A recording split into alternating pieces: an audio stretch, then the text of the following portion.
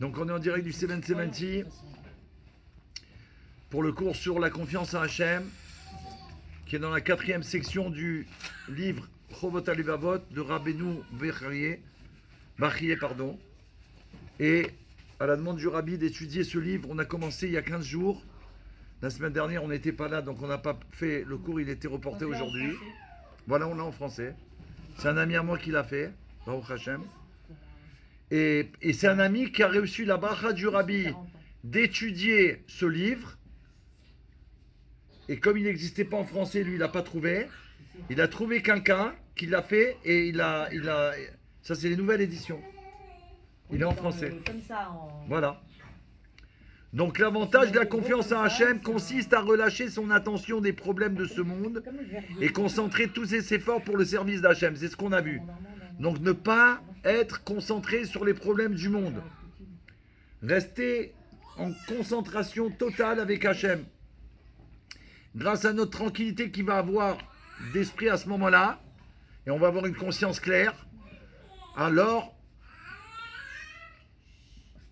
l'homme, il est comparable à un alchimiste qui transforme l'argent en or. On a vu tout ça. Et il a dit que lui, il faut beaucoup de matériel, beaucoup d'argent, beaucoup de moyens pour faire et obtenir ce qu'il voudrait faire. Alors que quelqu'un qui a totalement confiance en Hachem, il a 10 avantages de mieux et de plus que l'alchimiste. C'est ce qu'on a dévoilé avec des versets de Torah. D'accord ? Dont Eliyahu Hanavi qui n'avait pas à manger, qui a eu à manger miraculeusement. Tous les miracles avec les prophètes. Et que même les lionceaux, des fois, ils n'ont pas de quoi manger. Et qu'un juif, il prie Hachem, il étudie la Torah, il fait sa volonté, et il reçoit, Baruch Hachem, la manne, il reçoit ce qu'il a besoin. Et nous, on doit louer Hachem pour les miracles qu'il fait constamment pour nous. L'alchimiste, la deuxième chose, le deuxième volet, il est contraint d'effectuer des actions indispensables dans un but recherché. Sa besogne est pénible, ça veut dire que c'est dur. Il fait des boulots compliqués. Il travaille jour et nuit, il peut arriver que la fumée des drogues lui soit fatale. Tandis que l'homme qui a confiance à Hachem, il est assuré de ne subir aucun préjudice et aucun mal. Puisqu'il sait qu'Hachem n'agit que pour son bien. Donc tout ce qu'il me demande Hachem, c'est pour mon bien. Donc je ne peux pas avoir de préjudice, qui sont le contraire du bien. Il se réjouit de tout ce qu'il reçoit du Tout-Puissant. Et sa subsistance lui parvient dans le calme, la tranquillité, le repos. Comme le dit le roi David dans les Télim, Hachem est mon berger, je ne manquerai de rien. Il me fait camper dans de vertes prairies, il me conduit au bord d'eau paisible. Troisièmement, l'alchimiste, on va faire tous les... Il n'y en a pas beaucoup, comme ça on aura abordé tout ça et après il va développer autre chose de merveilleux. Troisième, l'alchimiste ne fait pas confiance aux autres et ne leur confie pas le secret de son art, parce qu'il craint pour sa vie. Si d'autres le plagient, ils vont le copier. Comment pourra-t-il continuer à gagner sa subsistance ? Il veut tout cacher. Mais l'homme qui place sa confiance en Dieu, alors celui qui a confiance en Dieu par contre, non seulement il ne craint personne, en raison de sa confiance, mais de plus, il s'en glorifie. Comme le déclare le roi David, que son âme repose en paix. J'ai confiance en Hachem, je ne crains rien. Que pourrait faire un homme contre moi ?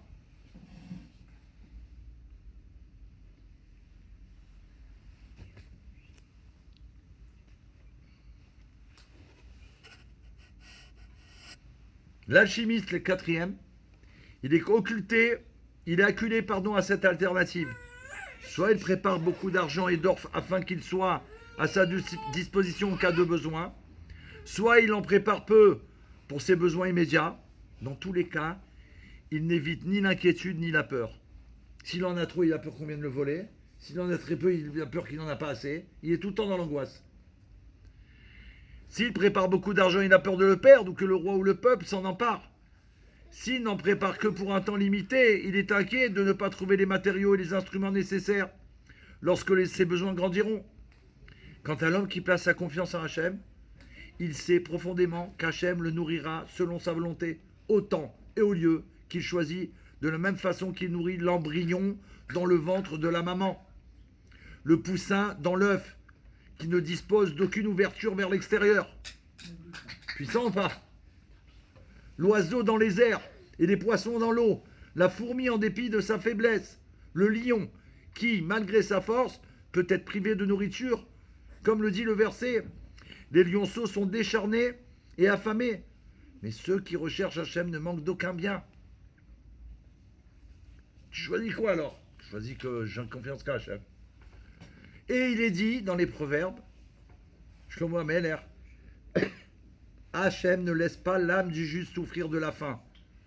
Et par ailleurs, dans les Télim, j'ai été jeune et je suis devenu vieux. Je n'ai jamais vu un juste abandonné ni ses enfants obligés de mendier leur pain. La chimiste, 5e, a peur de tout. Du plus grand, de tous aussi. Du plus grand au plus petit du peuple. Il craint d'être dénoncé aux autorités. Tandis que même les gens les plus importants et les plus honoreux ont peur de l'homme qui porte sa confiance à Hachem. Quelqu'un qui a confiance à Hachem, c'est les gens qui ont peur de lui. On apprend ça de ce que le rabbi nous a enseigné pour la guerre des 6 jours. De mettre les tefilines et de faire mettre les tefilines au monde, à tous les enfants d'Israël, et que ça a apporté la crainte aux nations du monde. Quelle crainte? C'est pas des armes. Ils vont voir la crainte qu'ils vont voir qu'on sert Hachem. Et si on sert Hachem, ils ont peur. Parce que malgré tout, ils croient en Dieu, même s'ils ne disent pas, ceux qui disent non, moi je crois en rien du tout, je crois. Oui. Donc quand ils voient des gens qu'on craint Hachem, qu'on met les tefilines dans un avion, ou qu'on fait Torah Mitzvot, ils ont peur. Ils disent, oulala, celui-là il craint Hachem, il est en connexion directe. L'homme qui porte sa confiance en Dieu, donc. Les bêtes et les pierres se disputent pour faire sa volonté. On a vu avec Yaakov Avinu, les pierres se sont disputées. Tu parles des pierres, elles ne peuvent pas bouger. Tu dis un animal, il peut bouger, une pierre, elle ne bouge pas. Elle bouge que si tu la bouges. Ou si elle est bougée, il y a un boulement. Tu fais des travaux, tu changes la pierre, tu la mets là, tu la mets là. Rav Gisbourg, une fois, il avait appris, dans un cours que j'ai fait il y a très longtemps, quand il y a des travaux, des fois ça impressionne, ils font des travaux partout. Ouais, et ben vous savez ce qu'il a dit? Il a dit que grâce à ça, sur toutes les étincelles qui étaient enfouies en dessous, elles remontent à la surface. Même quand ils refont le même endroit? Ouais, parce que quoi qu'il arrive, ils refont ça, ils enlèvent de la terre, ils mettent de la nouvelle. Donc les étincelles divines qui étaient cachées par notre travail, hop, tac, elles remontent. Eux, ils disent travaux, et nous, c'est grâce à nous, toutes les Torah et Mitzvot qu'on a fait. Elles remontent à la surface. Et en plus, tout ce qu'ils font, c'est pour l'avenue de Machiar. Eux, ils pensent que c'est pour la Coupe du Monde, là, le championnat. Il y a une coupe, les Jeux Olympiques. Non, mais ça veut dire que c'est pour l'arrivée du Bel Air. Il faut que ce soit bien. Donc les gens les plus importants et les plus honorés ont peur de l'homme qui porte sa confiance en Dieu. Celui en qui je place toute ma confiance, c'est Hachem. C'est mon refuge, ma citadelle. C'est lui qui te sauve. Il te recouvre de ses vastes ailes. Tu n'as pas à craindre. Nul malheur ne t'arrivera. Il a ordonné à ses anges de te protéger partout où tu vas. Il m'appelle et je lui réponds et je le rassasie de longs jours et je le fais jouir de mon salut. De mon salut. Et il dit aussi dans Iov qu'il survienne 6 calamités. Hachem t'en préservera. Et à la 7e, le mal ne te touchera pas. En temps de famine, il te sauvera de la mort dans la guerre des atteintes du glaive. Tu seras à l'abri du fouet de la langue. Et si une catastrophe éclate, tu n'auras rien à craindre. Tu riras de la dévastation et de la disette. Tu ne redouteras point des animaux de la terre. Même avec les pierres du sol, tu auras un pacte. Et les animaux sauvages concluront une alliance de paix avec toi. Et là, il parle de ceux qui ont confiance à Hachem. Je dis ça parce qu'il y en a qui pourraient dire, ouais, mais attends, regarde ce qui se passe, regarde ce qui s'est passé quand il y a eu... rien à voir. Il faut avoir une totale confiance en Hachem. Et ça fonctionne. 6e, si l'alchimiste ne peut être sûr qu'une maladie ou un malheur ne vienne ternir la joie qu'il tire de sa richesse, et que cela l'empêche d'en jouir. Mais l'homme qui porte sa confiance en Hachem est certain d'être épargné des douleurs et des maladies, si ce n'est comme expiation de ses fautes, ou pour accroître sa récompense dans le monde futur, comme le dit le verset dans Ishaïa, le prophète. Les adolescents sont là, LAS, ils en ont marre, ils sont harassés, les jeunes gens tombent de défaillance. Et à la suite, etc., ceux qui mettent leur espoir en Hachem acquièrent de nouvelles forces. Ça, c'est intéressant. Plus on travaille je parle d'un travail. C'est pas que j'ai confiance en Hachem et je dis ça dans ma tête. Un travail où j'installe ça dans ma vie, je reçois des nouvelles forces. Et par ailleurs, les bras des impies seront brisés, mais Hachem soutient les justes. Septième, il est probable que malgré sa richesse, son or et son argent, l'alchimiste ne parvienne pas à trouver sa pitance, par exemple en cas de pénurie ou de disette dans sa ville, comme le dit le verset dans Yecheskel. Leur argent et leur or ne pourront pas les sauver au jour de la colère d'Hachem. Leurs corps ne seront pas rassasiés et ils ne rempliront pas leurs entrailles. Et c'est rapporté dans Séphania, ils ne pourront sauver ni leur argent, ni leur or. Pourtant l'homme qui place sa confiance en Hachem ne manque de nourriture nulle part, et jusqu'à son dernier souffle, comme il est dit dans Iov. En temps de famine, il te sauvera de la mort. Et dans les psaumes, Hachem est mon berger, je ne manquerai de rien, etc. Et aussi, ils ne seront pas humiliés au temps de détresse, au jour de la famine, ils seront rassasiés. Huitièmement, l'alchimiste ne s'établit nulle part de peur que l'on dévoile les secrets de sa richesse. S'il se met là, il va en savoir qu'il est riche. T'as compris? Il peut pas en fait profiter de sa richesse, jamais celui-là. Il a peur qu'on le vole, il a peur qu'on le... S'il dévoile tout, les gens ils vont venir chez lui, ils vont venir que pour sa richesse, il est en galère. Mais l'homme qui a confiance en Dieu réside dans son pays en toute tranquillité, comme le dit le verset. Télim, aie confiance en Hachem et agis bien. Donc attention, aie confiance en Hachem et agis bien. Il y a une action. Le rabbi tout le temps nous dit Aïkar ou Amassé, l'essentiel c'est l'action. Ainsi tu résideras dans le pays en cultivant la loyauté. Et cet autre, les justes hériteront de la terre et y résideront pour toujours. La terre d'Israël qu'on va voir, qu'on a déjà, mais qu'on va voir telle que Dieu nous l'a donnée entièrement. Jusqu'à la source. Neuvièmement, l'alchimiste. Voilà, c'est presque fini. L'alchimie n'accompagne pas l'alchimiste après sa mort et elle ne lui assure aucune garantie contre la pauvreté et la dépendance des autres. Alors que l'homme qui a confiance en Hachem reçoit une récompense qui l'accompagne dans les deux mondes, ici et ensuite. Comme le dit le verset dans les Télim, l'homme qui met sa foi en Hachem se trouve environné de sa bonté. Quelle est grande ta bonté que tu réserves à ceux qui te craignent, que tu témoignes à ceux qui espèrent en toi. Et le dernier 10, c'est pas les 10 commandements, mais c'est le 10 principe de la Géoula, concernant la confiance en Hachem. Donc 10 puissances qu'un homme qui croit en Dieu totalement, il a sur un alchimiste.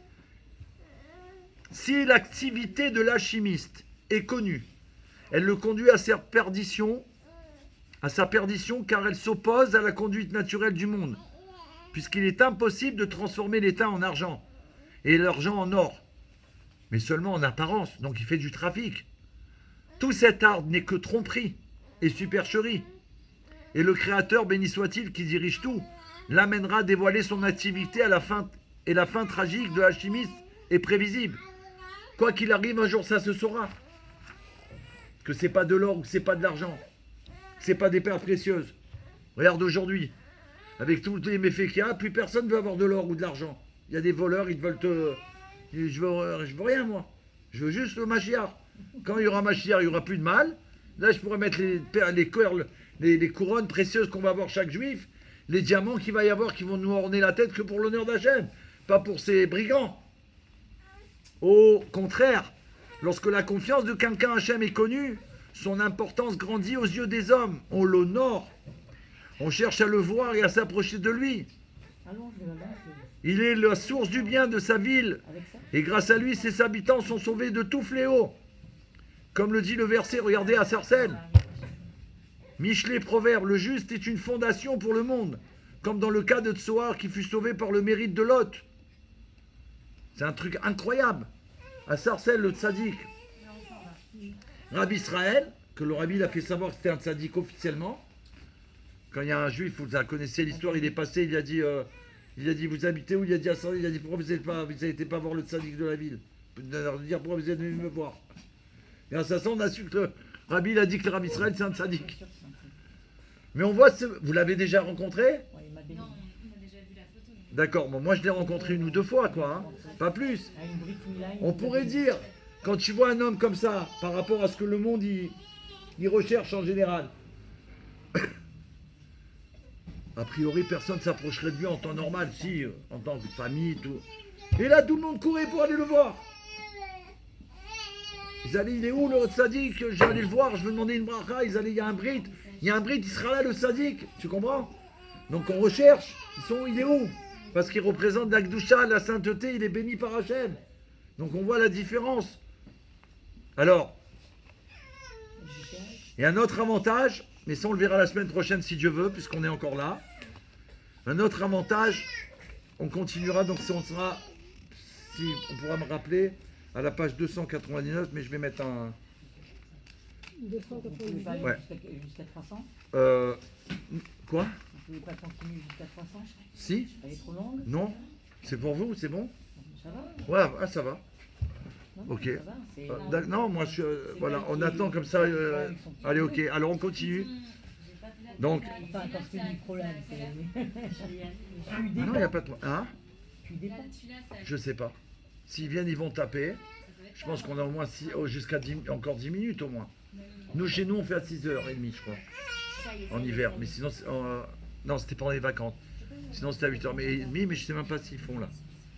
Donc, on en est là. Alors ça, on a fait les 10 principes qui prouvent qu'un homme qui a confiance totale en Hachem, il a 10 forces plus grandes qu'un alchimiste, qui peut faire des ruses et trafiquer, faire ce qu'il veut. Et on a vu quelle angoisse d'être comme ça, que Dieu en préserve. Un autre avantage de la confiance de l'homme en Hachem est le suivant. Emmène-nous, c'est faire. S'il est riche, il remplit ses obligations de bon cœur avec générosité envers Hachem. Quelqu'un qui a confiance en Hachem. Il va utiliser son argent pour Hachem, il ne va pas le garder, le planquer.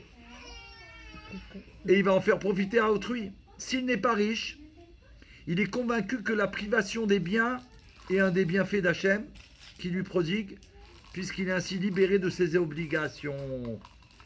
Quand tu es riche, tu es obligé de donner, puisque tu as confiance en Hachem. Tu dis, il faut donner la Zdaka. Si tu es riche, il faut donner avec générosité, et à tout le monde, et tous les jours, et sans arrêt, et constamment.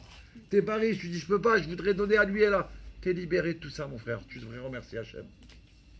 Ben oui, tu peux pas le faire. Ça ne veut pas dire qu'il ne donne pas la Zdaka. Mais on parle de quelqu'un qui est riche, il donne des grosses sommes à plusieurs endroits. Il n'est pas préoccupé par la sauvegarde et l'entretien de ses biens, comme le montre cette histoire rapportée à propos d'un homme pieux, un chassid. Cet homme priait qu'Hachem me sauve de l'égarement de mon âme. À la question qu'on lui posa, que veux-tu dire par l'égarement de ton âme?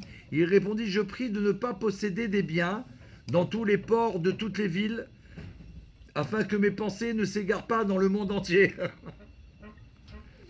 C'est l'intention de nos sages de mémoire bénie lorsqu'ils déclarent dans traité à vote, l'homme qui augmente ses biens accroît ses inquiétudes.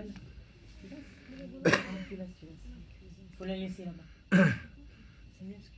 L'homme qui augmente ses biens accroît ses inquiétudes. Et ailleurs, c'est rapporté, est riche l'homme qui se contente de son lot. Commence par la droite. Grâce à son confiance en Hachem, l'homme parvient à profiter de son bien. Il trouve en effet sa subsistance en évitant les préoccupations de la richesse ou les inquiétudes du manque d'argent, comme le dit le roi Shlomo dans les Ecclésiastes Coëlet, d'où est le sommeil du labeur, qu'il mange peu ou prou, tandis que la satiété ne laisse pas dormir le riche. On voit tous les inconvénients qu'il y a. Il n'y a que dans la confiance à Hachem, là, tu es un riche, tu peux être tranquille. Sinon, tu ne peux pas être tranquille. Et si tu n'es pas riche, bah, tu sais que c'est la volonté de Dieu, mais de toute façon, on finira riche, le Rabbi a dit tous les juifs, on doit être riche. Immensément riche. Un autre avantage que la confiance en Dieu apporte au service divin est le suivant. La richesse d'un homme ne l'empêche pas de placer sa confiance en Dieu. Parce que sa confiance est dirigée vers Hachem et non pas vers l'argent. L'argent n'est pour lui qu'un gage qu'il est tenu d'utiliser selon les conditions spécifiques pour des buts précis et dans un temps limité. Si cet argent reste entre ses mains pendant longtemps, il n'en profite pas pour repousser Hachem et sa Torah. Il ne rappelle pas les bontés qu'il a prodiguées pour le respect d'un commandement de la Torah. Et à plus forte raison, il ne demande aucune rétribution ou remerciement ou louange de la part de ceux qui bénéficient de sa générosité. C'est lui qui est content. de pouvoir le faire, réaliser la volonté d'Hachem.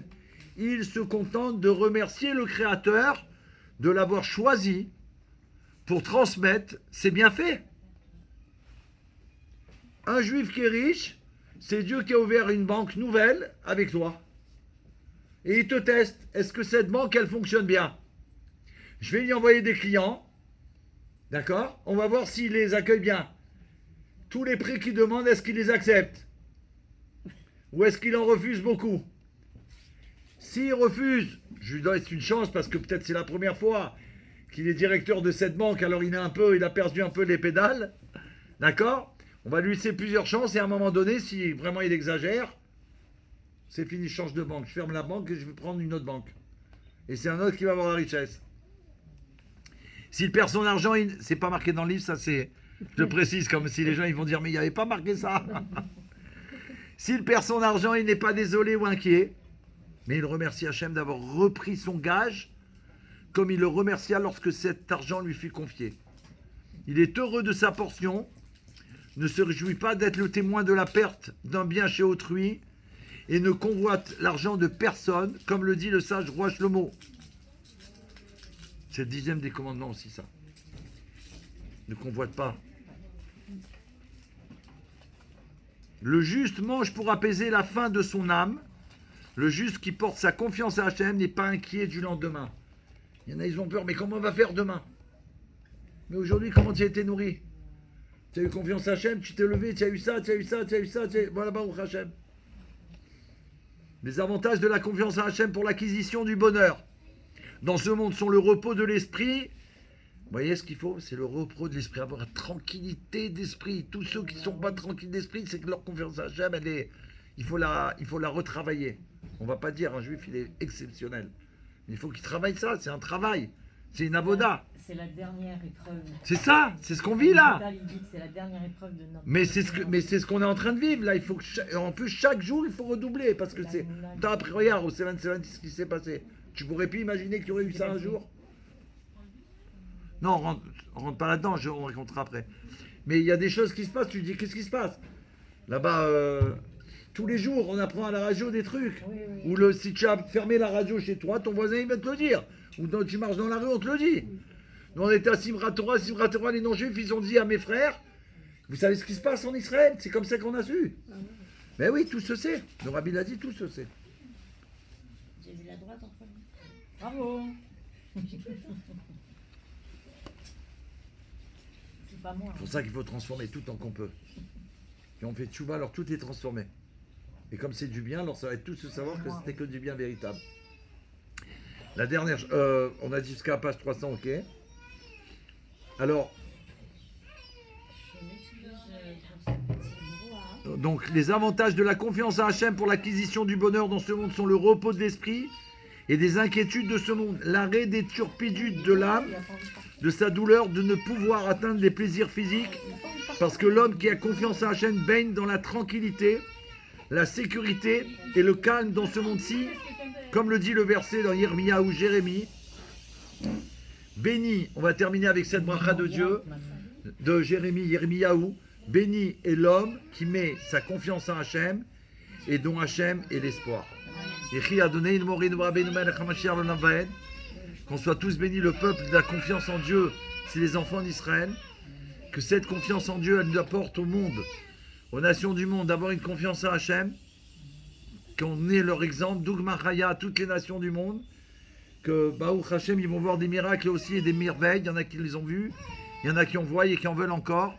Ouais. Alors je vais demander 2 brachas après. En tout cas, merci à vous d'avoir été avec nous en direct. Merci à tous les invités surprises. Merci à Mendel qui est venu au premier Farbringen, au 770 Place des Fêtes. Donc il va bientôt aller à 770 Amen. à New York, Headquarter, Tu l'emmènes quand? à Brooklyn, New York. Yehi Adonai Morin Rabbeinu Melech HaMashiach, on va faire les brachot finales comme le rabbi demande. Et à très bientôt, alors mercredi prochain, avec l'aide de Dieu. Mais tout de suite, immédiatement, maintenant, dans la Géoula. Et là, on va voir les merveilles qui se passent en Israël. C'est-à-dire que tout ce qu'on a fait, c'était certainement comme un rêve, comme un cauchemar. Ça va être tout transformé, Bezrat Hashem. Non seulement ils vont rentrer tous à la maison, Triatametim, ça va être tout de suite maintenant. Et que, comme on a dit, que Torah Chadasha Mitzi Tametz, Torah Chadasha Mitzi, la Torah nouvelle qu'on va recevoir du Mashiach, c'est comme un matin de Torah au Mont Sinaï. C'est-à-dire quoi? Que tous on a été guéris. Donc on sera tous guéris dans notre chair véritablement. Et son nous, lirot et malkinu now.